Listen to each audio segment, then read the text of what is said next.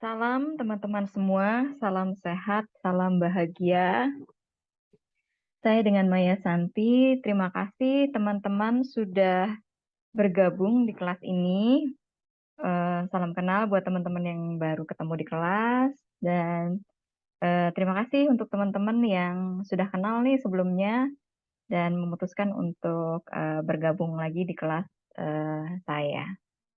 Nah, untuk kelas kali ini saya akan ngobrolin tentang skincare. Nah, kenapa sih kelas saya itu random banget ya? Random banget gitu dari ngomongin probiotik, tahu sampai skincare. Jadi eh, selama yang saya sharing adalah hal-hal yang saya kerjain, saya nggak keberatan, teman-teman. Jadi apa yang memang saya lakukan dalam kehidupan saya sehari-hari, maka saya mau-mau aja sih untuk sharing sebetulnya.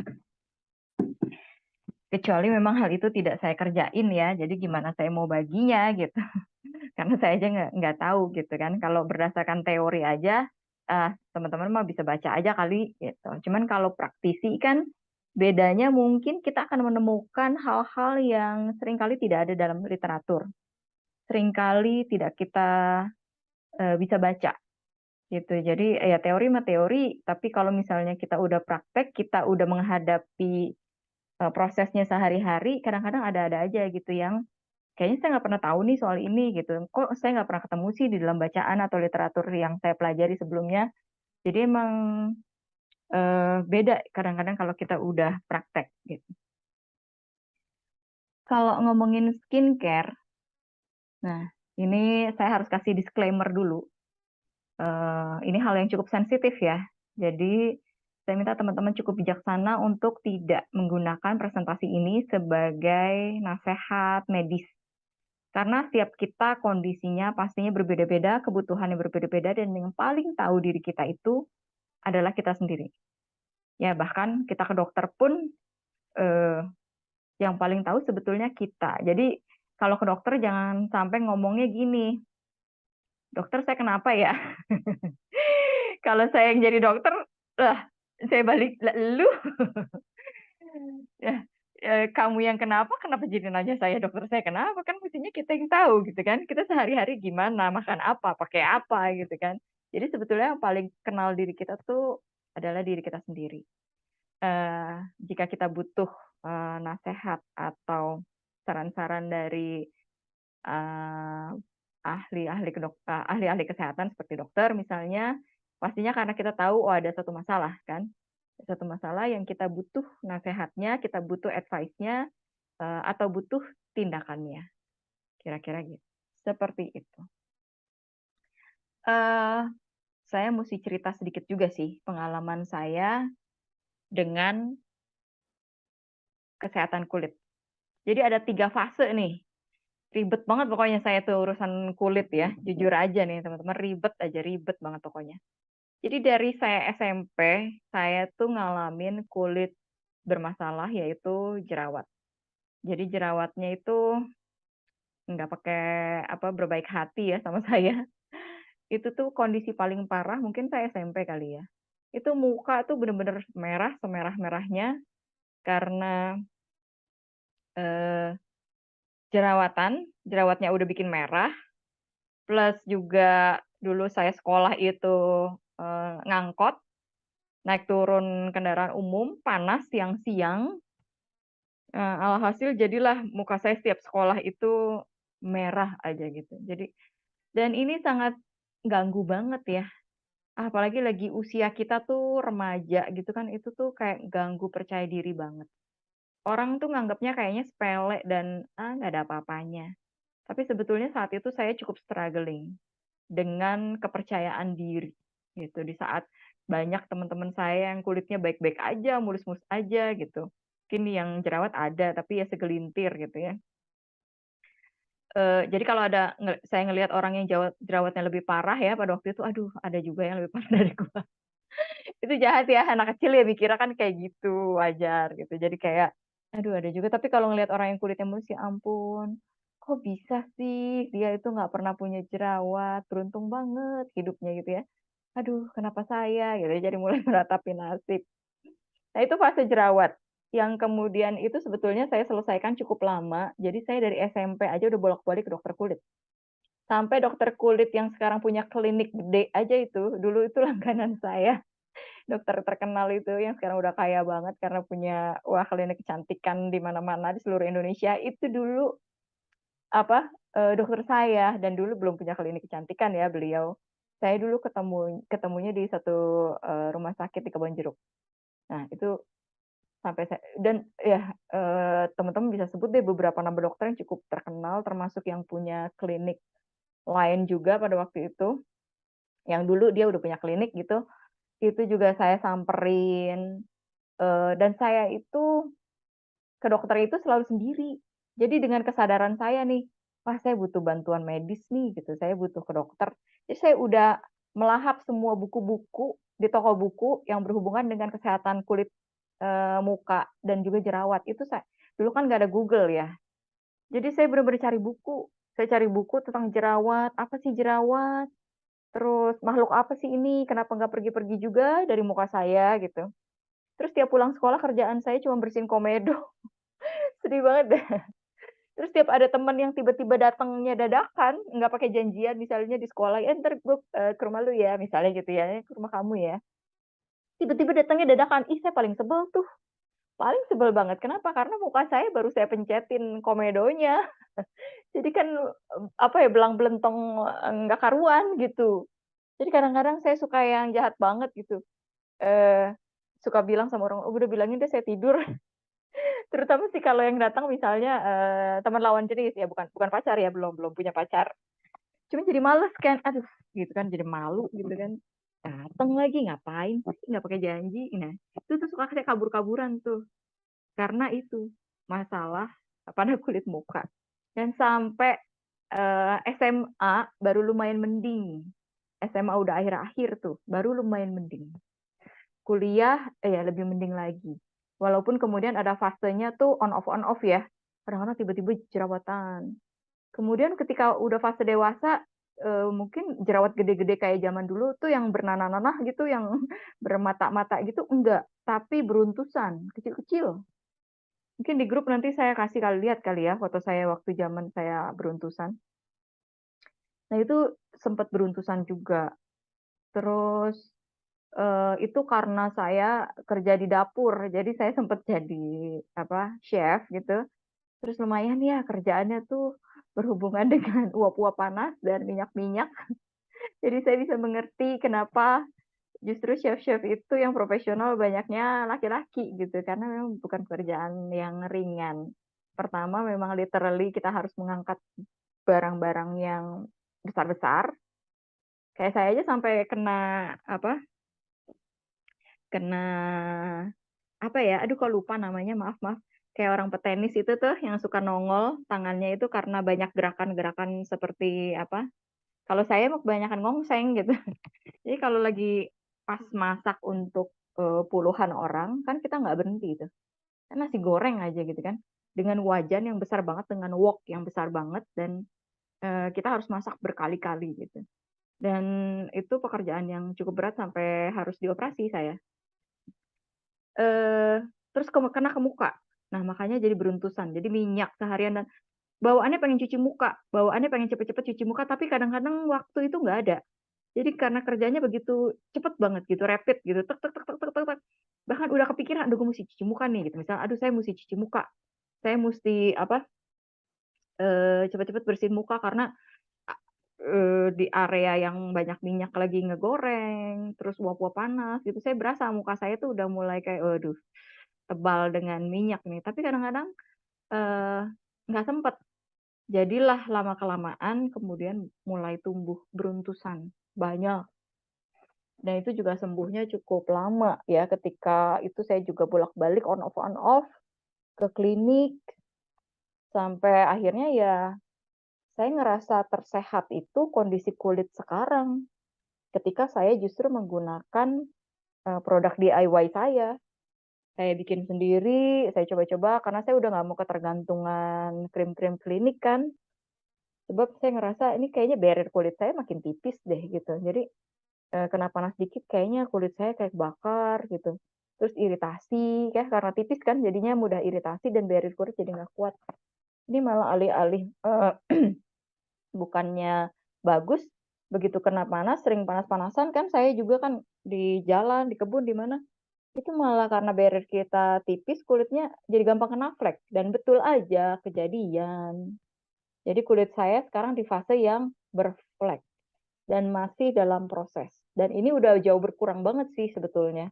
Oke udah mulai tipis dan udah areanya tadinya lebar, itu udah mulai mengecil gitu. Nah jadi, karena saya mulai membuat, produk-produk DIY ini dan ternyata saya rasakan manfaatnya, maka saya ingin ya bisa membagikan kepada teman-teman. Tentu saja teman-teman nanti akan menyesuaikan kebutuhannya dan juga kondisi kulit masing-masing. Terus oke, kenapa sih kita musti belajar ini, biar ngirit kali ya? Ya kalau saya sih salah satunya itu juga ya, karena setelah dihitung-hitung kalau saya, ketergantungan krim klinik lumayan tuh, satu kali ke dokter tuh lumayan cukup besar, jadinya terus harus rutin kan. Saya pikir, "Aduh gede juga ya," gitu, mana ini dokter juga ngantrinya ampun-ampun lagi, kadang bisa sampai pulang malam. Terus juga saya pikir apapun yang ketergantungan itu menurut saya sih nggak bagus. Walaupun, tapi hasilnya bagus misalnya ini nih, ya tetap ya ketergantungan gitu, kalau bisa mah jangan ketergantungan apa-apa. Makanya saya sekarang mengkondisikan kulit saya ada skincare oke, nggak ada skincare juga oke.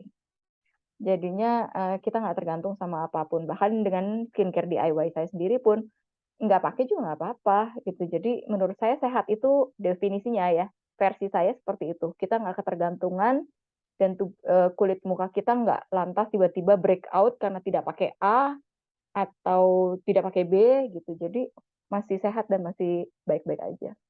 Nah, satu alasan lagi yang cukup urgent menurut saya adalah karena kalau teman-teman lihat label pada skincare yang beredar sekarang ini adalah banyak bahan-bahan berbahaya. Eee, Banyak bahan-bahan yang tidak kita butuhkan sebetulnya di tubuh.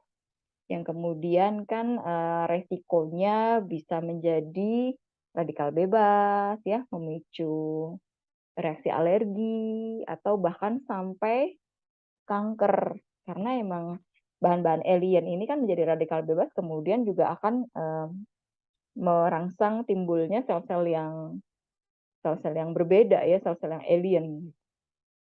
Nah, ini yang membuat saya cukup concern juga, bahwa makin ke sini kok, industri kosmetik semakin tidak mempertimbangkan bahwa ini bahan-bahannya itu mungkin di produk kelihatannya akan menyelamatkan produk tersebut, tapi tidak baik untuk konsumen. Misalnya membuat produk ini umurnya panjang ya, dikasih pengawet, atau memberi warna agar lebih kelihatan menarik, atau memberi pewangi supaya yang make rasanya, dimanjakan gitu. Padahal mungkin pewangi-pewangi tersebut bukan pewangi-pewangi yang, alamiah bahannya. Mari saya kenalin apa aja sih yang biasanya dipakai di dalam, skincare. Paling banyak tuh paraben, ya. Nama lainnya tuh banyak. Jadi ada metilparaben, butilparaben, sobutilparaben, etilparaben, ya keluarga paraben lah ya, marga paraben. Jadi si paraben ini merupakan pengawet skincare yang terjangkau, itu sebabnya dia banyak digunakan. Digunakan untuk mencegah pertumbuhan bakteri, jamur, dan parasit, jadi untuk memperpanjang usia produknya. Hampir 60% dari semua produk kosmetik mengandung paraben. Ini hasil survei 2018. Bahayanya, ini dapat diserap ke dalam kulit serta pembuluh darah dan menumpuk. Jadi ada efek akumulatif gitu. Jadi nggak bisa habis pakai kita cuci muka terus selesai. Enggak ternyata. Bisa bisa residunya itu tetap ada dan menumpuk. Karena udah diserap ke tubuh kan. Terus dia juga dapat meniru estrogen dalam tubuh dan mengakibatkan ketidakseimbangan hormon. Diduga juga memiliki hubungan dengan kanker payudara karena ditemukannya paraben dalam jaringan kanker payudara. Jadi udah nyampe sana, jauh juga ya jalannya. Ya, jadi cukup berbahaya. Terdapat indikasi bahwa metil paraben yang diaplikasikan pada kulit dapat bereaksi dengan UVB sehingga meningkatkan resiko penuaan kulit dan kerusakan DNA. Jadi kita pengen pakai skincare biar kulit kita youthful atau awet muda, ini malah jadi, mengalami penuaan dini gitu karena si paraben ini. Sebetulnya ada alternatif pengganti paraben ya, cuman kenapa sih nggak dipilih? Misalnya kayak vitamin E, rosemary extract, fermented radish root, grapefruit seed extract, sodium benzoat, almond, avocado, dan hemp seed oil. Sodium benzoat sendiri sebetulnya masih, apa ya, pro kontra ya, tapi lumayan cenderung lebih aman gitu. Karena bahkan dia ada di makanan dalam jumlah tertentu, memang BPOM juga mengizinkan ya, mengizinkan adanya penggunaan bahan-bahan ini dalam jumlah tertentu. Cuman memang persoalannya ada efek akumulatif tadi, yang jika lama-kelamaan kita pakai terus-menerus produk yang mengandung bahan ini juga tetap akibatnya membahayakan kesehatan. Nah, alternatif tadi kenapa nggak dipakai? Karena harganya mahal. Ya, terutama yang asli-asli dari alam nih, vitamin E, rosemary extract, nah itu tuh harganya mahal. Jadi makanya, tidak dipilih oleh produsen-produsen skincare. Kemudian ada parfum, ya. Parfum digunakan untuk memberi bau pada produk kosmetik, merupakan gabungan dari aromatik dan bahan-bahan lain yang biasanya dirahasiakan karena, tidak ada peraturan yang mengharuskan perusahaan melampirkan isi dari parfum mereka. Jadi kita nggak tahu tuh, ini parfum bahannya apa, sumbernya dari mana, gitu. Jadi hampir 50% dari semua produk kosmetik mengandung parfum ya. Ini juga sumbernya hasil riset dari tahun 2018. Bahayanya apa? Merupakan penyebab dari 30% reaksi alergi terhadap skincare. Jadi kalau kita pakai skincare tertentu terus kita alergi, timbul reaksi alergi. Bisa jadi, parfumnya mungkin ya, kalau dia nggak pakai parfum mungkin kita nggak alergi, itu bisa jadi seperti itu. Terus dalam sebuah penelitian ditemukan 14 bahan kimia yang berpotensi berbahaya untuk manusia dari 17 produk wewangian terkenal. Jadi sebanyak itu, dari 17 produk dicek 14-nya itu mengandung bahan kimia yang berbahaya. Terus dapat mengandung, aduh bacanya susah lagi, phthalate. Bener nggak? Ini ahli farmasi mungkin tahu nih. Yang memiliki hubungan dengan kelainan reproduksi pada manusia. Dapat meningkatkan resiko asma, ADHD, kanker payudara, dan diabetes. Jadi, ternyata nggak cuma ke kulit, sampai ke, penyakit-penyakit syaraf ya, ke otak, dan juga sampai ke diabetes itu, gitu, ke insulin ya. Alternatifnya apa? Kita bisa menggunakan essential oil yang berkualitas. Kenapa juga nggak dipilih sama industri? Mahal. Biasanya selalu karena itu, karena mahal. Kemudian ada triclosan atau mikroban. Triclosan merupakan pengawet skincare. Bila sebuah produk mencantumkan klaim antibakteri, maka kemungkinan dia juga mengandung triclosan. Maaf ya, typo. Bahayanya, membunuh bakteri jahat namun juga membunuh bakteri baik.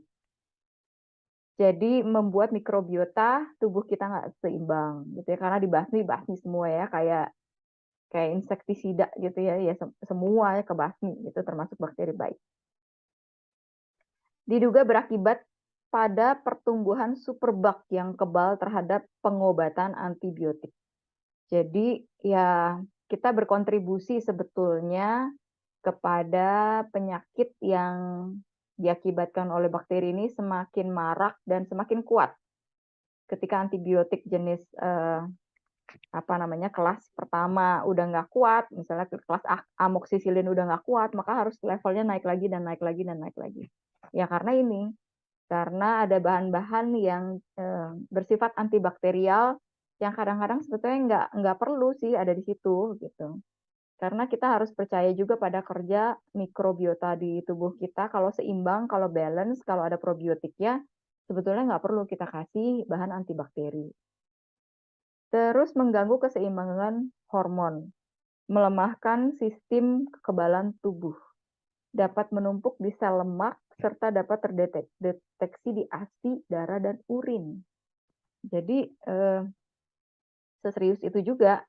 Jadi ibu-ibu yang menyusui coba dilihat skincare-nya jangan sampai mengandung triclosan ya. Alternatifnya kita bisa menggunakan essential oil thyme, rosemary, lavender, dan citrus. Jadi sebenarnya selalu ada yang disediakan alam ini bisa kita gunakan, sebagai alternatif yang jauh lebih sehat. Sebenarnya bukan alternatif, jalan utama gitu. Jadi kalau pakai ini, itu tuh jauh lebih baik ya sebagai bahan antibakterial, daripada kita menggunakan bahan kimia. Kemudian ada propylene glycol atau disingkat dengan PG atau PG. Propylene glycol digunakan untuk mencegah hilangnya kelembapan kulit. Bahayanya, dia dapat membantu bahan kimia berbahaya meresap lebih ke dalam kulit serta pembuluh darah. Berhubungan dengan beberapa kasus peradangan dan iritasi kulit ya, jadi reaksi alergi. Dapat mengakibatkan kulit menjadi lebih kering karena menarik kelembapan cairan dari lapisan kulit ke dalam lapisan yang atas. Jadi, yang dari dalam nih kelembapan yang di dalam malah ketarik ke atas gitu. Karena kan ini kan dioleskan kan di, permukaan kulit ya. Jadinya malah, membuat kulit kita bisa jadi lebih lebih kelihatan, dehidrasi gitu. Terus alternatifnya kita bisa menggunakan gliserin ya, gliserin sayuran atau apa istilah bahasa Inggrisnya ya, vegetable glycerin. Ya, ini juga nanti, kita pakai dalam skincare yang akan kita buat. Terus ada petroleum dan minyak mineral. Jadi biasa, eee, minyak-minyak yang cukup berat ya kalau untuk kulit. Jadi petroleum dan minyak mineral digunakan sebagai untuk berbagai alasan. Salah satunya menjaga kelembapan kulit. Jadi digunakanlah minyak-minyak mineral ini. Bahayanya dapat terkontaminasi oleh bahan kimia berbahaya yang dapat mengakibatkan kanker dan kerusakan syaraf. Dapat meningkatkan tingkat pertumbuhan kanker. Alternatifnya kita bisa menggunakan vegetable glycerin tadi ya. Terus bisa menggunakan minyak kelapa atau VCO, ada busa minyak bunga matahari juga, sunset flower, olive oil, minyak zaitun, ada bisa menggunakan honey juga, bahkan kita juga bisa menggunakan shea butter ya, dari semacam kacang gitu ya, shea butter. Nah, homemade skincare. Jadi, kalau kita mulai bisa pelan-pelan aja dulu beralih dari yang sederhana, misalnya membuat makeup remover. Saya dulu mulai dari makeup remover, karena saya pikir, saya belum takut ya, bikin-bikin gini jangan-jangan saya entar makin kenapa-kenapa gitu kan. Akhirnya saya mulai dengan makeup remover. Karena saya juga bikin, cuka sendiri, dan saya baca literaturnya banyak banget ya ternyata orang pakai cuka apel untuk, skincare dan kelihatannya banyak juga kasus-kasus jerawat parah justru sembuh. Karena setelah dipelajari lebih lanjut, ya masuk akal ketika mikrobiota di wajah kita, di kulit kita itu seimbang, maka kemungkinan infeksi yang diakibatkan oleh bakteri patogen jadi, bisa ditekan. Nah, itu saya mulai gunakan, di makeup remover pertama. Habis gitu pakai makeup remover ketagihan ya, ih bagus, betul-betul cepat bersih, saya bandingin sama makeup remover yang di pasaran, satu sebelah kiri pakai makeup remover pasaran, sebelah kanan pakai pakai yang saya buat gitu, kok lebih ngangkat yang kita buat sendiri ya. Jadi betul-betul di kapasnya tuh kalau bedakan itu betul-betul, kelihatan banget gitu ngangkatnya. Kalau muka kotor juga misalnya pas saya lagi kena debu, itu kelihatan banget tuh, hitam gitu. Kalau yang ini malah ya ngangkat juga, cuman kalau dibandingin gitu, apple to apple kayak yang kita buat sendiri malah lebih ngangkat. Terus saya mulai beranjak ya dari makeup remover itu kemudian saya bikin toner, terus bikin yang lain-lain gitu sampai, bikin pelembab dan terakhir saya bikin, serum sendiri. Cuman saya nggak bahas serum ya di sini ya, karena formulasinya lumayan harus hati-hati banget gitu. Homemade skincare yang akan kita buat menggunakan bahan-bahan alami seperti apple vinegar, essential oil, carrier oil, dan air mawar. Bahan-bahan alami ini dapat menjadi alternatif dari skincare yang banyak beredar di pasaran supaya kita mampu menghindari dampak negatif dari bahan-bahan kimia di dalam skincare yang konvensional ya, yang ada di pasaran, di industri, yang dihasilkan oleh industri. Lalu di dalam skincare ini kita punya banyak bahan-bahan yang bermanfaat. Salah satunya adalah probiotik. Jadi manfaatnya mengaplikasikan probiotik pada kulit adalah satu, meningkatkan fungsi barrier kulit. Jadi lebih kuat, lebih sehat. Mengurangi sensitivitas kulit, jadi nggak gampang alergian. Menyeimbangkan pH kulit, melindungi dari photoaging ya, atau karena apa namanya ya, istilahnya paparan sinar matahari ya, flek-flek yang dihasilkan oleh sinar matahari. Memiliki kandungan antibakteri dan imunomodulasi atau penyeimbang dan memperbaiki sistem imun, sehingga berpotensi bisa mengatasi jerawat, psoriasis, atopik dermatitis, serta membantu penyembuhan luka. Jadi ini manfaatnya banyak ya ternyata. Membantu melembabkan kulit dan dapat meningkatkan tekstur kulit menjadi lebih halus setelah diaplikasikan selama 29 hari. Nah, ini ada penelitiannya. Sedangkan salah satu contoh spesifik adalah probiotik Bifidobacterium longum yang memiliki manfaat mengurangi vasodilasi atau pelebaran pembuluh darah dan edema, penumpukan cairan dalam jaringan tubuh yang merupakan pertanda dari terjadinya peradangan. Jadi bengkak begitu ya, kurang lebih bahasa hari-harinya mah. Dengan banyaknya manfaat dari aplikasi probiotik pada kulit, banyak skincare yang saat ini mulai dipasarkan dengan embel-embel probiotik. Jadi industri juga update dong ya pastinya ketika orang sudah mulai kritis terhadap produk-produk yang ada di pasaran dan mulai mencari alternatif-alternatif yang lebih baik, tentu beberapa industri yang update ini akan menangkap sinyal tersebut dan menjadikannya juga peluang ya, peluang bisnis juga gitu. Namun karena banyaknya regulasi serta proses produksi yang menggunakan pengawet kimia yang membunuh bakteri buruk maupun baik, seringkali produk berlabel probiotik sebenarnya tidak mengandung bakteri hidup. Sehingga ya tidak bisa disebut juga probiotik karena memang agak sulit ya, serba salah sih. Saya bisa mengerti kenapa.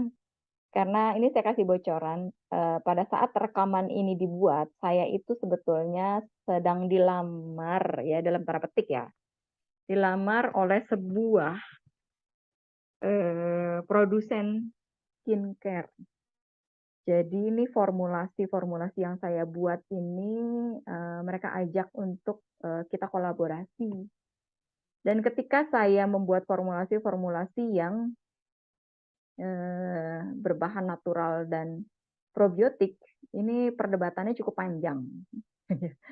Karena akhirnya ujung-ujungnya nanti kita akan menghadapi sebuah regulasi yang aturannya ini tidak boleh, itu tidak boleh, dan sebagainya. Justru produknya itu harus malah ketika saya bilang bahwa saya mau bikin, asalkan produk ini tidak mengandung pengawet, saya bilang begitu. Kalau pengawetnya kimiawi, maka saya nggak mau bikin, saya bilang. Tapi kalau pengawetnya bisa natural, oke. Jadi awalnya malah saya nggak mau pakai pengawet sama sekali.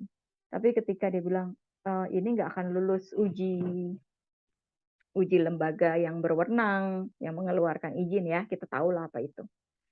Kalau di Amerika semacam FDA gitu ya. Ya, ini pasti nggak lulus nanti ujinya, dia bilang gitu. Karena memang tidak diizinkan tidak menggunakan bahan pengawet, harus wajib itu. Karena memang diminta seperti itu. Nah, kalau gitu kita harus cari alternatif, saya bilang. Alternatif yang bukan berbahan kimia, tapi bisa menjadi bahan pengawet yang natural. Dan ini pun kita harus bisa membuktikan ya. Riset-risetnya kita harus bisa buktikan bahwa ini betul-betul bisa mengganti pengawet kimia. Jadi bisa bayangkan ketika regulasinya saja menganjurkan untuk menggunakan bahan-bahan pengawet. Jadi saya bisa mengerti sekali kesulitan-kesulitan yang dihadapi oleh industri. Begitu. Ya mudah-mudahan nanti dilancarkan. Saya tidak tahu juga ini berujungnya bagaimana, produksinya seperti apa. Ya kalau memang jodoh dan memang bisa berjalan, ya insya Allah akan berjalan. Kalau belum waktunya pun ya belum waktunya. Begitu. Kemudian, nah inilah produk-produk yang ini tidak endorse ya. Ini tidak endorse, ya beruntung aja produknya saya taruh di sini. Lah yang nonton juga paling berapa ya di kelas doang. Dan ini juga produk yang tidak perlu meng-endorse siapa-siapa, kayaknya udah cukup terkenal dan sudah banyak penggemarnya. Nah ini mereka mengklaim mengandung probiotik ya, ada kalau ini saya nggak tahu sih isinya apa ya, karena saya belum pernah pakai dan nggak tahu belakangnya, ini kumpulin aja yang katanya mengandung probiotik. Kalau yang SK2 kayaknya pakai galactomyces ya, kalau nggak salah Pitera itu. Terus, berbagai macam Lactobacillus mungkin biasanya atau Galactomyces yang biasanya mereka pakai, tapi memang agak sulit ketika sudah menjadi produk seperti ini, jika probiotiknya itu hidup. Kenapa? Karena cenderung pasti tidak stabil, kecuali memang produk-produk ini usianya shelf life-nya tidak panjang. Misalnya hanya 3 bulan, itu masih masuk akal. Tapi ketika, kadaluarsanya sampai setahun lebih, maka, sangat diragukan sih kalau probiotiknya itu masih hidup. Nah, bahan-bahan yang akan kita gunakan dalam pembuatan homemade skincare kita, yaitu apple vinegar. Apple vinegar teman-teman, yang bisa bikin sendiri beruntung punya stok pasti banyak, tapi kalau yang enggak, teman-teman bisa beli. Sebenarnya jenis apa aja nggak apa-apa, tapi kalau mau yang masih hidup probiotiknya, maka teman-teman harus cari yang ada tulisan with mother. Ya, jadi dia memiliki kandungan antimikroba dan antioksidan, membantu dalam perawatan luka serta infeksi, baik bakteri maupun jamur. Terdapat bukti penggunaannya dalam perawatan prioritis atau gatal-gatal, menyembuhkan bahkan bisa menyembuhkan kutu rambut ya, makanya boleh juga pakai di rambut, serta pengobatan Triae gravidarum atau stretch mark pada perut ibu hamil. Jadi teman-teman yang, apalagi, berencana hamil lebih baik sejak dini. Karena kalau udah jadi sebetulnya, stretch mark memang agak sulit ya, karena itu kan seperti, apa ya, ketarik kan. Nah itu kan kalau udah ngomongnya lebih ke jaringan, sebetulnya sulit sih diperbaiki, kecuali memang ada tindakan-tindakan yang cukup invasif ya. Eee, tapi kalau stretch mark lebih baik dicegah sih. Jadi dari hamil awal itu udah sering-sering dirawat perutnya supaya kemudian biar kulitnya kuat. Jadi nggak sampai terjadi stretch mark. Peringatan, penggunaan vinegar bagi kulit sensitif harus berhati-hati karena dapat menyebabkan iritasi. Jadi penggunaannya juga nggak boleh 100% ya teman-teman. Penggunaannya nanti juga harus didilut atau kita campur. Penggunaan saat berkegiatan di bawah terik matahari juga tidak disarankan karena bersifat fotosensitif. Apapun yang bersifat asidik atau asam di kulit itu jangan dipakai di siang hari. Vitamin C kah, grup AH kah, alpha hydroxy acid kah, BHA kah, apapun itu, glikol kah, eh, itu jangan dipakai siang hari, ya. Jadi pakainya malam aja atau pada saat betul-betul kita tuh nggak keluar rumah gitu. Terus kita juga pakai gliserin. Ya, gliserin ini bahannya natural, jadi cukup aman walaupun memang sudah diproduksi di industri karena diekstrak ya, atau ini juga hasil fermentasi dari gula sebetulnya. Jadi gliserin merupakan salah satu bahan paling sering digunakan dalam skincare, terutama pelembab dan lotion. Jadi dia punya efek humektan atau dia menangkap kelembapan udara sehingga kulit kita tuh jadi tidak mudah kering. Bukannya kita nguap gitu ya, kelembapan kita malah dia menangkap. Gliserin dapat diperoleh dari minyak sayur atau lemak hewan. Jadi dia juga ada di dalam minyak-minyakan. Gliserin membantu melembabkan lapisan teratas kulit, meningkatkan skin barrier, memberikan perlindungan terhadap iritan, mempercepat penyembuhan luka, serta dapat membantu dalam merawat psoriasis ya. Ini salah satu penyakit kulit. Tuh. Kemudian, oke, saya kenalin satu bahan.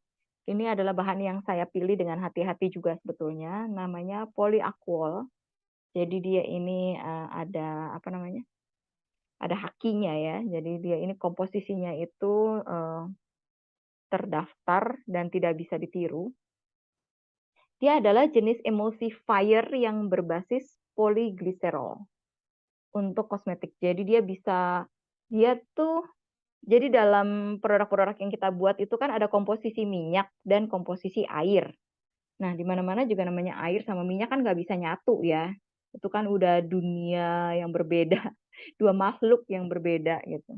Nah, gimana caranya biar nyatu? Misalnya jadi pelembab.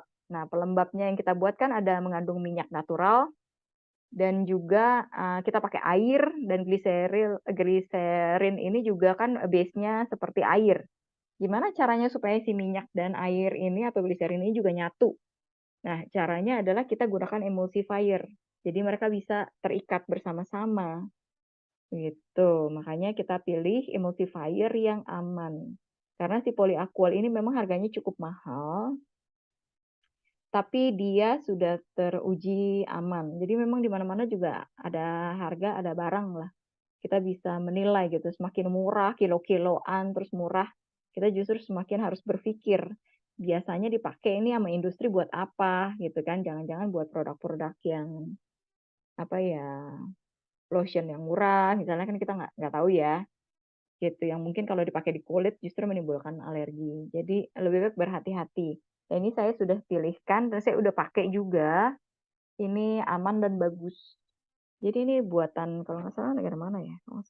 Swiss atau atau Swiss atau Amerika gitu, saya lupa. Ya memang sih karena kita yang begini-begini masih import sih ya. Susah juga ya karena kita kekurangan riset sih. Teman-teman boleh kasih info ke saya kalau menemukan produk lokal emulsifier yang cukup baik gitu, supaya saya juga bisa coba. Jadi dia juga memiliki manfaat untuk merawat, melindungi, dan melembabkan kulit. Bahkan penggunaannya direkomendasikan untuk skincare, hair care, makeup, baby care, dan formulasi yang eco-friendly ya. Jadi formulasi hijau, eco-friendly. Jadi kalau saya mikir buat baby aja nggak apa-apa gitu kan, apalagi kita gitu kan. Jadi ya harusnya sih aman-aman dan baik-baik aja. Terus yang kedua kita akan pakai carrier oil. Teman-teman silakan menyocokkan kebutuhannya dengan manfaat dari, masing-masing minyak ini. Saya juga nggak explore terlalu banyak sih minyak ya, karena ketika saya udah tahu, oh ini, molekulnya agak besar dan terlalu berat, kulit saya berminyak, acne prone gitu kan. Jadi pasti cenderung saya akan mencari minyak-minyak yang ramah untuk masalah-masalah kulit yang, berminyak seperti saya. Soalnya saya paling sering sih pakai grapeseed ya. Olive chip saya biasanya pakai untuk bagian tubuh yang lain. Saya sering mengoles tubuh saya dengan minyak, ya salah satunya olive misalnya. Tapi kalau untuk muka saya pakai grapeseed, tamanu, seperti itu. Jadi teman-teman bisa baca nih, coconut oil misalnya, dia manfaatnya untuk buat apa, di sini bisa dibaca ya, ada antibakteri, anti jamur, dia mengandung vitamin E, dia bersifat agak berat, makanya saya nggak pernah pakai sih kalau buat kulit, muka saya. Saya seringnya paling pakai untuk buat rambut bagus, buat tubuh kita bagus, gitu. Terus ada argan oil ini juga kaya akan antioksidan, juga mengandung vitamin E, membantu merawat eksema, rosacea, mengontrol sebum, juga bisa digunakan untuk rambut dan juga kuku-kuku yang kering. Jadi argan juga kalau dari bacaan literaturnya bisa untuk kulit berjerawat ya, bermasalah. Tapi saya belum pernah coba juga. Kadang-kadang, minyak-minyak import itu harganya juga lumayan tidak murah. Tapi mungkin kita bisa beli sedikit ya untuk kita coba. Ada sunflower seed oil, ini juga kaya akan vitamin E, diserap dengan mudah, tidak mengakibatkan, atopic dermatitis. Jadi kalau bisa diserap dengan mudah biasanya molekulnya nggak terlalu besar ya, kecil. Terus ada almond oil, dia mengandung vitamin E, zinc, potasium, dia ringan sehingga banyak digunakan untuk wajah. Jadi memang banyak produk kecantikan juga mengandung almond oil untuk melembabkan kulit. Terus grapeseed oil dia kaya akan antioksidan, antimikroba, antiinflamasi, vitamin E, dan juga ringan. Jadi untuk kulit yang berjerawat, lebih baik pakainya jenis-jenis ini karena dia punya ada anti-inflammatory agent ya, jadinya, peradangan jadi cepat sembuh. Terus ada olive olive oil juga kaya akan banyak vitamin dia. Eee, Zaman dulu tuh orang-orang Eropa tuh yang awet-awet muda, katanya sih, resep rahasianya adalah ini, olive oil. Jadi pakai di seluruh tubuhnya, sampai ke muka-mukanya gitu, katanya jadi awet muda. Ya nggak heran sih ya, karena ternyata banyak vitaminnya. Jadi ada vitamin A, D, E, dan K. Dapat digunakan sebagai cleanser yang tidak mengeringkan kulit, lebih baik digunakan yang extra virgin. Jadi, yang memang ada grade-nya kan olive oil. Kalau untuk wajah teman-teman bisa pilih yang mungkin extra virgin, tapi jangan salah juga kadang-kadang, terlalu murni itu seringkali juga ada yang alergi, jadi gatel misalnya gitu. Kalau buat tubuh karena saya nggak pakai di muka olive oil, saya pakai buat tubuh, saya sih pakai yang, pomace ya. Pomace itu grade yang udah di bawahnya sebetulnya. Dan jauh lebih murah. Tapi untuk kulit tubuh sih saya pakai itu aman-aman aja dan bagus. Kalau yang extra virgin, saya pakai buat di tenggorokan alias dimakan. Sayang soalnya ya, dipakai buat kulit, satu botol kecil aja bisa habis sebulan kan, lumayan tuh. Terus, carrier oil lain kita ada rosehip seed oil. Dia bersifat anti-aging, vitamin E, C, dan D. Wah, lumayan ya, bagus ya kayaknya. Provitamin A, beta karotin melembabkan, melawan radikal bebas, mengurangi keriput, memudarkan dark spot, mengurangi penampakan luka, meresap dengan mudah, dan dapat mengeringkan eczema. Rosehip ada ya, kayaknya ya. Saya belum ketemu sih, belum belum nyari sih lebih tepatnya. Boleh juga nih nanti, saya mau coba.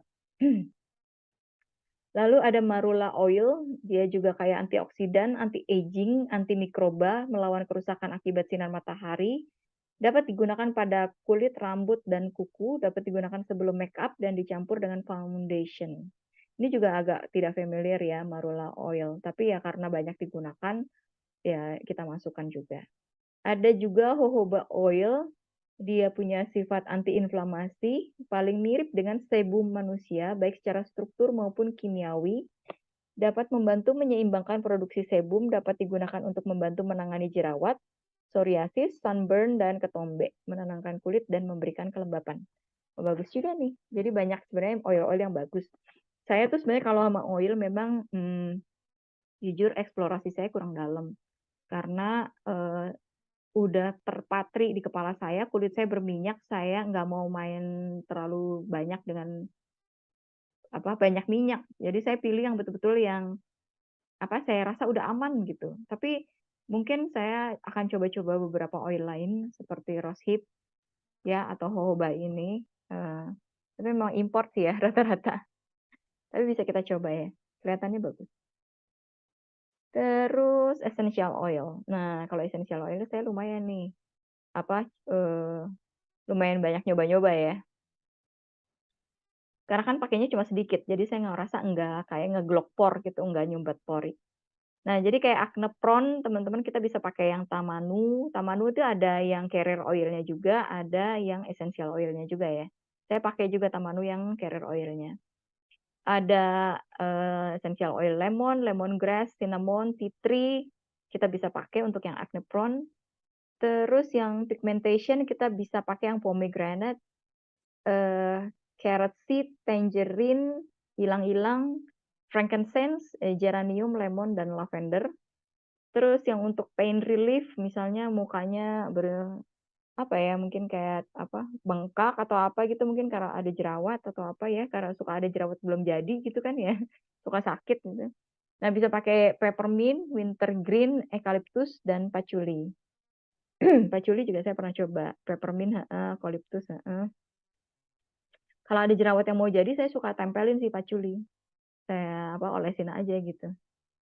Biasanya kempes, besokannya lumayan, jadi nggak jadi deh gitu. Anti-aging kita bisa pakai yang rose, yang myrrh, lavender, frankincense, neroli, carrot seed, clary sage, patchouli, dan tangerine. Jadi banyak alternatif ya essential oil yang bisa kita gunakan.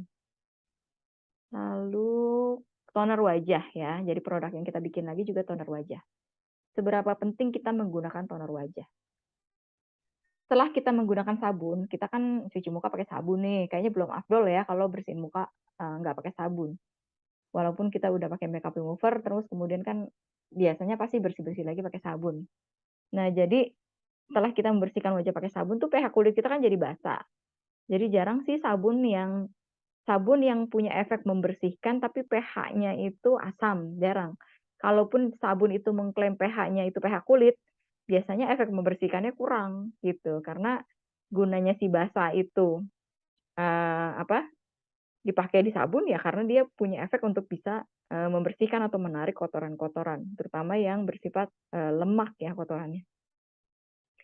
Jadi toner digunakan untuk menyeimbangkan pH kembali ke kondisi ideal, yaitu 45 sampai 55 ya, kondisi ideal muka kita, kulit kita tuh segitu pH-nya. Jadi konsentrasi yang digunakan dalam resep tergantung pada kondisi dan jenis kulit masing-masing. Semakin sensitif maka konsentrasinya harus semakin ringan untuk resepnya ya. Jadi lebih banyak airnya nanti gitu. Perlu diingat juga karena produk yang kita buat ini tidak menggunakan pengawet, maka disarankan hanya membuat sedikit aja, cukup untuk 2-4 minggu. Biasanya saya bikin untuk 1 bulan. Nah, 1 bulan ini kondisinya belum berubah. Tapi kalau udah lebih dari itu biasanya udah mulai sih ada perubahan-perubahan ya. Jadi lebih baik memang kita bikin sedikit, dikira-kira bisa habis dalam waktu 2-4 minggu. Toner vinegar juga bersifat exfoliating, ya, jadi mengangkat sel-sel kulit mati. Sehingga hindari penggunaan produk yang mengandung bahan yang sama, seperti AHA, BHA, salicylic acid, acetic acid lainnya. Ini sebenarnya mirip-mirip kerjanya, jadi jangan sampai double-double ya. Takutnya malah kulitnya teman-teman itu teriritasi. Kecuali memang mau mulai mengganti ya dengan produk yang lebih natural dengan vinegar, maka yang mengandung AHA, BHA ini teman-teman pelan-pelan harus udah nggak pakai lagi gitu, karena sama aja nanti sifatnya. Cuka yang digunakan pun disarankan yang aman, yang nyaman untuk kulit, misalnya apel, tomat, bengkuang, atau timun. Jangan pakai nanas, misalnya takutnya kan alergi.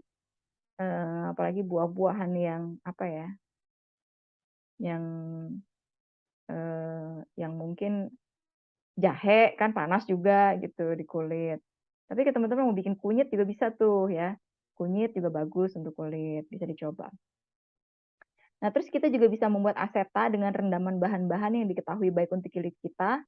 Jadi udah punya cuka, kita infuse aja sama misalnya kita pas punya banyak apa namanya rosemary misalnya gitu kan. Terus kita lagi punya banyak lavender. Nah, itu cuka yang udah ada kita masukin aja. Bahan-bahan tersebut kita diemin beberapa bulan, nah dia udah keekstrak tuh. Jadi cuka kita itu bukan hanya kayak asam asetat, tetapi juga dia sudah mengandung ekstrak dari si lavender. Nah, itu bisa dipakai. Begitu. Lalu ini ada beberapa resep. Teman-teman bisa juga lihat videonya nanti ada di video. Misalnya resep toner wajah ya. Kompos ini yang menggunakan vinegar. Jadi kulit berminyak atau berjerawat ya, bukan yang karena alergi. Karena kalau alergi ini beda lagi. Ini ya emang jerawat yang cukup apa ya, menahun atau yang emang udah rutin nih saat-saat tertentu berjerawat gitu ya. Nah, ini komposisinya adalah vinegar 1 bagian, air 1 bagian. Airnya apa? Airnya bisa pakai Aquades atau air mawar, atau ya mentok-mentok sih kalau nggak ada ya air minum, udah gitu. Kalau ada air suling, Aquades itu jauh lebih bagus. Ada air mawar, saya ada resep juga video cara membuat air mawar. Nah, teman-teman bisa pakai air mawar juga tuh. 1 banding air mawar dan 1 banding vinegar. Bisa juga kita tambah dengan essential oil yang cocok untuk kulit berminyak dan berjerawat seperti tea tree, atau kita bisa menggunakan asetanya. Jadi si vinegarnya ini udah kita infuse duluan beberapa waktu sebelumnya dengan si daun tea tree, misalnya kalau kita punya. Lalu untuk kulit berminyak ya, ini kulit berminyak tidak berjerawat, vinegarnya bisa 1 bagian, airnya 2 bagian. Nah, kita bisa tambah EO atau essential oil lavender, Terus bisa juga kita pakein Centella asiatica, yang jerawat juga boleh sih pakai Centella asiatica, karena saya juga suka pakai. Dan karena Centella asiatica di negara kita gampang kita temui ya, jadi teman-teman bisa bikin asetanya. Jadi vinegar direndam dulu pakai Centella asiatica. Nah, kemudian 1 bulan minimal atau 2 bulan, kemudian kita pakai untuk membuat toner. Nah, itu yang saya lakukan.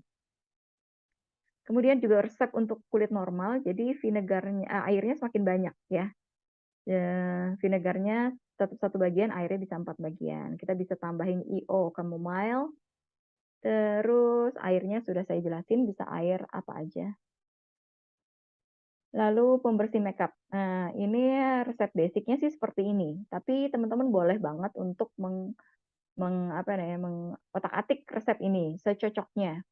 Kalau saya cocoknya gini, vinegarnya 1 bagian, airnya 2, minyaknya 2. Kalau minyak untuk makeup remover saya pakainya bisa olive, bisa grapeseed, almond ataupun tamanu. Itu juga bisa saya pakai. Karena kan prinsipnya karena olive kan kemudian nggak saya diamin di muka, saya bersihkan gitu. Kalau grapeseed sih cukup aman ya untuk kulit berminyak dan acne prone seperti saya. Cuman biasanya biar balance, biar dapat juga mungkin manfaat dari si olive, saya juga kadang-kadang pakainya olive untuk makeup remover. Jika kulit sensitif, bagian vinegar bisa dikurangin, misalnya jadi setengah bagian aja. Rangkaian penggunaan skincare berbasis vinegar tidak harus seharian dipakai. Jadi nggak pagi udah pakai, siang pakai, malam pakai gitu, nggak usah. Pilih aja salah satu dan sebaiknya malam ya, tidak siang atau pagi. Jika sudah memakai pembersih vinegar, jangan menggunakan toner yang mengandung vinegar. Begitu pula sebaliknya. Jadi pilih salah satu aja supaya nggak terlalu iritasi kulitnya. Apalagi kulit yang sensitif dan tipis. Apalagi yang baru pindah nih.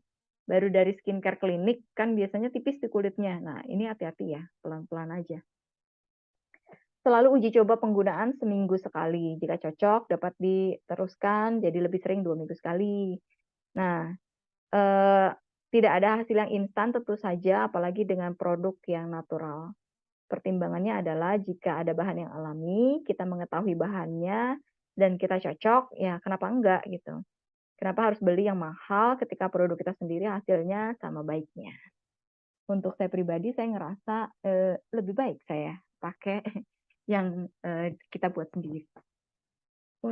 Oh ya, ini manfaat vinegar ya. Bisa juga untuk campuran sabun cair supaya pH-nya tidak terlalu basah. Jadi bisa nih untuk membantu ya untuk tubuh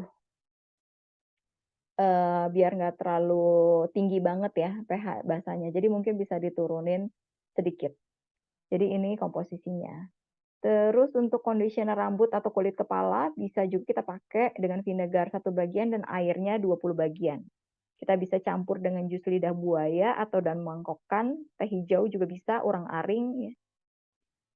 Mungkin udah susah nih dapatnya urang-aring. Bila ingin harum, kita bisa tambahkan beberapa tetes IO supaya rambutnya juga harum. Juga dapat manfaat essential oil-nya. Dan lebih baik untuk rambut yang jadi ini tuh lebih cocok ya bisa dibilang.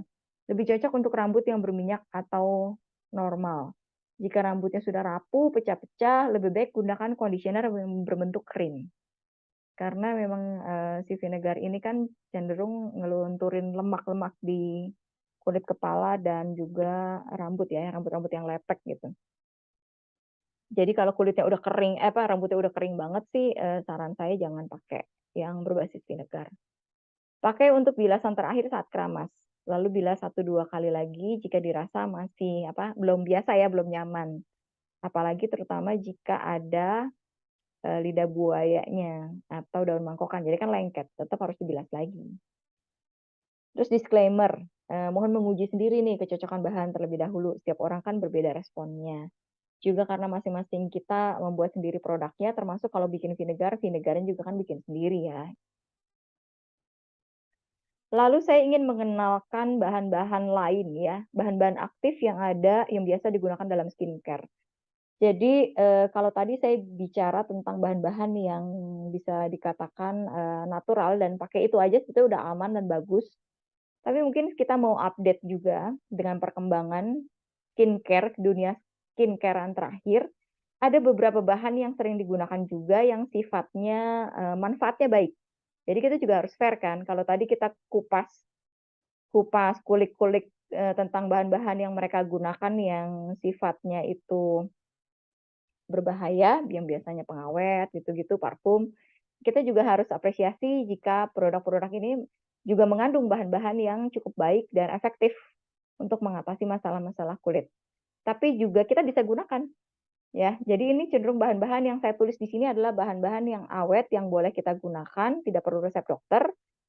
Eee, saya pakai juga ya, saya pakai di beberapa skincare saya sekarang karena toner, serum udah bikin sendiri, jadi ini saya masukkan juga bahan-bahannya.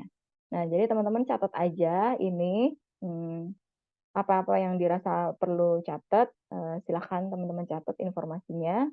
Ini beberapa, kalau nggak salah ada 5 bahan yang saya masukkan di sini yang sudah saya uji sendiri, yang saya pakai sendiri dan saya cocok. Saya nggak berani masukin yang terlalu berat-berat yang kemungkinan orang bisa alergi, gitu. Jadi yang cenderung aman-aman lah kira-kira. 1 ya, arbutin. Apa nih ya arbutin? Jadi arbutin ini adalah yang sering dikenal juga, dengan alpha arbutin, sebenarnya berasal dari tanaman ya, tanaman, bee berry. Ada juga yang diambil dari blueberry, ada juga cranberry atau jenis, tanaman pir. Nah, selain untuk skincare sebetulnya dia juga digunakan untuk pengobatan, eee, infeksi saluran kencing kadang-kadang. Terus, pengobatan sistitis dan juga batu ginjal. Jadi arbutin ini manfaat untuk kesehatannya selain untuk kulit juga ada ya. Senyawa aktifnya ini bisa menghambat pembentukan melanin atau pigmen pemberi warna pada kulit. Jadi, bahan aktifnya itu bisa mencerahkan kulit kita. Dan kita nggak bilang memutihkan ya, bukan whitening, tapi lebih ke brightening, mencerahkan.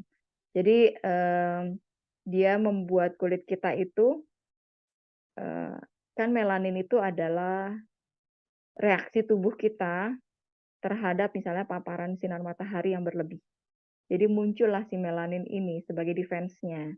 Nah, dia itu menahan supaya si melanin ini jangan terlalu reaktif gitu ya, jangan terlalu banyak. Makanya jadi kalau teman-teman yang punya masalah dengan flek-flek, maka arbutin bisa menjadi alternatif. Tuh, dan ini cukup aman ya. Pakainya 1 sampai 3% yang masih aman disarankan oleh FDA ya. Lalu yang kedua ini ada, pantenol atau vitamin B5 ya. Memang bentuknya sudah pabrikan seperti ini, sudah diekstrak ya.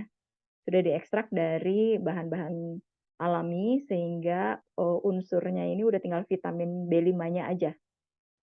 Dia membantu melembabkan kulit dan menyehatkan, menguatkan skin barrier, terus dia bisa membantu mengatasi iritasi, menjaga kesehatan rambut juga bisa, dan juga, bagus untuk kuku. Jadi dia itu ya bagus dari ujung kepala sampai ujung kaki lah bisa dibilang.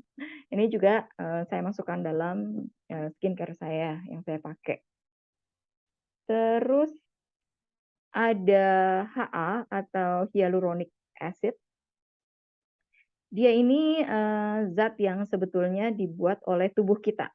Jadi kita tuh di tubuh kita sendiri menghasilkan HA. Cuma seiring dengan berjalannya waktu tentu saja semakin berkurang ya, usia bertambah, metabolisme kita juga jadi melambat, menurun, jadi hal-hal yang seperti ini jadi secondary lah. Yang penting survive dulu nih, jantung bagus, hati bagus, jadi yang begini-begini, kolagen, HA, itu udah nomor sekian tuh udah nggak prioritas ya. Jadi eee, yang prima aja yang apa namanya, kebutuhan prima dulu gitu. Makanya ketika usia bertambah, HA-nya udah semakin turun, kulit kita jadi cenderung berkerut berkerut berkerut, dan kering. Jadi kerutan itu biasanya hubungannya dengan kolagen, dan kering ini hubungannya dengan si HA ini. Jadi HA juga, sudah dibuat di lab dan bisa kita aplikasikan ke kulit kita. Dia akan menahan kelembapan kulit. Jadi dia beda sama gliserin. Kalau si gliserin sifatnya humectant, dia menahan kelembapan dari luar, dia diserap di lapisan kulit kita. Tetapi kalau HA, dia menahan kelembapan di dalam supaya tidak keluar. Jadi kulit kita harus lembab dulu, minum kita harus cukup dulu gitu. Kalau nggak si HA juga mubazir, buat apa dia di situ kalau kulit kita memang nggak ada kelembapan yang perlu dia tahan gitu. Jadi seringkali orang merasa udah pakai HA kok nggak ini ya, nggak lembab-lembab juga. Ya banyakin dulu minumnya gitu supaya kulitnya lembab dulu baru si HA bisa menahan. Makanya kulitnya bisa jadi moist, kenyal gitu kerjanya. Lalu ada Centella asiatica ya, ini naik daun banget ya berapa tahun terakhir ini. Memang ternyata super ya, karena dia kaya nutrisi. Dia kaya kalium, kalsium, magnesium, zat besi, natrium, zinc, beta karotin, vitamin A, vitamin C, dan sebetulnya dia sudah lama dimanfaatkan di Cina dan di India ya, jago-jago herbal ya, dua negara ini. Di Cina dengan herbalnya dan India dengan Ayurvedanya. Jadi mereka tuh sebenarnya udah lebih dulu tuh manfaatin si daun ini. Kita yang agak telat-telat aja ya, karena kekurangan riset itu. Jadi dia bisa membantu, kalau kita konsumsi, dia itu bisa membantu fungsi kognitif. Jadi orang katanya jadi nggak gampang lupa. Dia itu juga bisa membantu mencegah penuaan dini, membantu terbentuknya kolagen, mempercepat penyembuhan luka, memudarkan stretch mark, dan mengobati berbagai masalah kulit. Jadi bagus banget dan saya pakai ya. Saya pakai pegagan ini, baik yang ekstraknya maupun asetaknya. Dan memang sih, saya sendiri ngerasain beda kalau pakai ini Centella asiatica, lumayan kulit kita kayak lebih sehat dan, eee, lebih apa, lebih lebih jarang dapat masalah-masalah gitu. Walaupun sebagai perempuan tentu saja ya kadang-kadang di bulan-bulan tertentu mungkin hormonal ada jerawat gitu, tapi jadi nggak kayak dulu, nggak beruntusan, nggak parah gitu. Terus ada niacinamide atau vitamin B3. Ini juga banyak banget ya di produk-produk apa skincare, kita sering lihat niacinamide niacinamide gitu. Nah, penggunaannya ini boleh sampai 5%. Dia bisa melembabkan kulit, mengatasi jerawat, dan berbagai penyakit kulit lainnya seperti eksim dan rosacea. Dia bisa juga membantu menyamarkan noda walaupun kerjanya tidak sekuat arbutin, dan juga bisa mencegah kanker kulit. Jadi, ternyata juga niacinamide ini bahan yang luar biasa. Jadi teman-teman boleh mengkombinasi dan 5 bahan yang tadi saya sebutkan ini aman dikombinasikan ya. Ada beberapa bahan yang tidak mudah atau tidak disarankan untuk dikombinasikan. Misalnya, vitamin C kan bagus ya, tapi vitamin C juga nggak boleh sembarangan dicampur-campur gitu. Retinol juga saya nggak masukin sini. Karena juga apa, saya namanya kelas online begini kan, saya nggak bisa ngawasin satu-satu teman-teman, eksplorasinya seperti apa. Jadi saya kasih bahan yang aman, yang teman-teman bisa eksplor dan ini dicampur masih oke, masih nggak apa-apa dan saya sendiri udah pakai. Terus disclaimer sekali lagi ya, kebutuhan setiap orang bisa berbeda, kepekaan kulit kita juga bisa berbeda, kondisinya juga beda, jadi selalu uji alergi sebelum menggunakan. Cara uji alergi gimana? Bahan tersebut kalau bisa kita taruh di kulit kita tersensitif, yaitu di lengan bagian bawah, mungkin yang antara siku dan ketiak ya. Nah, daerah situ, teman-teman oles, kalau bisa sih 24 jam, tapi gimana caranya? Daerah itu kan daerah yang selalu tergesek-gesek dengan pakaian ya. Ada yang ngasih tahu tuh caranya pakai solatip. Jadi justru si bahan ini ditaruh di solatip, terus ditempel di, bawah kulit kita itu di atas kulit kita maksudnya di bawah lengan itu gitu, lengan bagian bawah ditempel di situ, sebisa mungkin dibiarkan 24 jam. Kalau mandi gimana? Ya berarti hari itu mandinya sehari sekali aja, nggak apa-apa kali ya. Nah kita lihat, menimbulkan alergi nggak? Merah-merah nggak? Bentol-bentol nggak? Gatal nggak? Kalau belum 24 jam udah gatal-gatal ya udah jelas teman-teman berarti alergi, gitu. Tapi kalau 24 jam dibuka, oh nggak apa-apa, baik-baik aja, aman-aman aja, ya insya Allah nggak apa-apa. Gitu ya. Jadi sabar aja, pelan-pelan dicoba, diuji dulu, lebih baik aman kan ya. Walaupun sebetulnya saya udah cukup menyortir beberapa bahan yang saya sebutkan di sini, itu adalah rata-rata bahan-bahan yang sangat umum digunakan dalam skincare dan, jarang ya, jarang, atau sedikit sekali kasus alergi terhadap bahan-bahan tersebut. Jadi mudah-mudahan kita semua juga aman. Iya, sekian dan terima kasih dari saya. Jika ada penjelasan saya yang kurang lengkap, teman-teman bisa tanyakan di grup WhatsApp. Kita bisa berdiskusi lebih lanjut di sana dan mari kita bereksplorasi. Ini kita naik level ya, teman-teman. Biasanya mungkin kita tergantung pada produk-produk yang sudah ada, tapi kita mencoba untuk lebih berdaya. Dan bukan hanya berdaya, tapi ketika kita bisa menggunakan produk yang lebih natural dan kita tahu bahannya apa, menurut saya itu adalah alternatif yang jauh lebih baik dan sehat buat kita juga buat lingkungan. Gitu. Terima kasih banyak, salam teman-teman semua.